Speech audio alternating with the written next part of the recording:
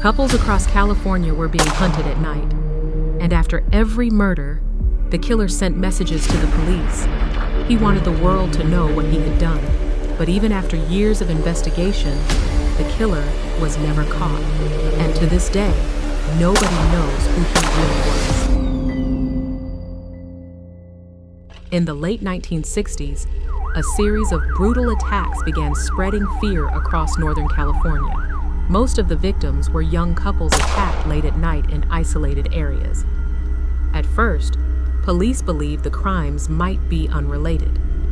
But then something happened that changed the entire case forever. Newspapers suddenly began receiving disturbing letters from someone claiming responsibility for the murders.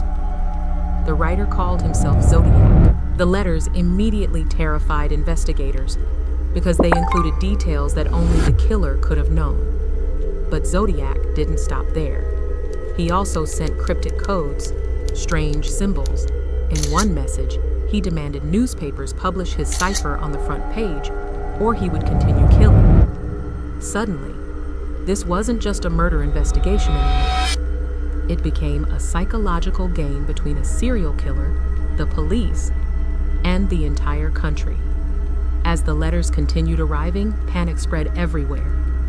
Couples became afraid of going out alone at night. Parents warned their children to stay home after dark. Police departments across California desperately searched for the killer, but every lead seemed to disappear.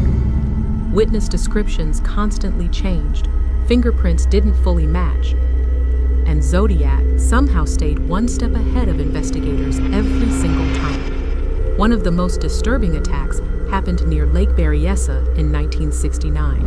A masked man approached a young couple while they were relaxing near the lake.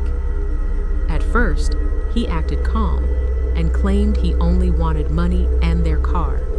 But moments later, the situation turned violent. What made the attack especially horrifying was the black executioner-style hood the killer wore during the assault. On the chest of the costume was a strange symbol that would later become permanently connected to the Zodiac killer case. But the murders alone weren't what made Zodiac so terrifying. It was the way he enjoyed the fear. He repeatedly contacted newspapers and police, mocking investigators and threatening more violence. Some letters contained ciphers so complicated that even decades later, people still debate their meanings. The killer clearly enjoyed knowing the entire country was afraid of him. As the investigation grew larger, countless suspects were examined. One man in particular, Arthur Lee Allen, became one of the most discussed suspects in the entire case. Some evidence appeared suspicious, and many investigators strongly believed he could have been Zodiac. But despite years of investigation, police never found enough proof to officially charge him. And because forensic technology at the time was limited, the case slowly became more complicated over the years instead of clearer. What makes the Zodiac case even more disturbing is that some experts believe the real number of victims may have been much higher than officially confirmed. Zodiac himself claimed responsibility for far more murders than police could verify. Whether those claims were true or simply part of his psychological manipulation remains unknown.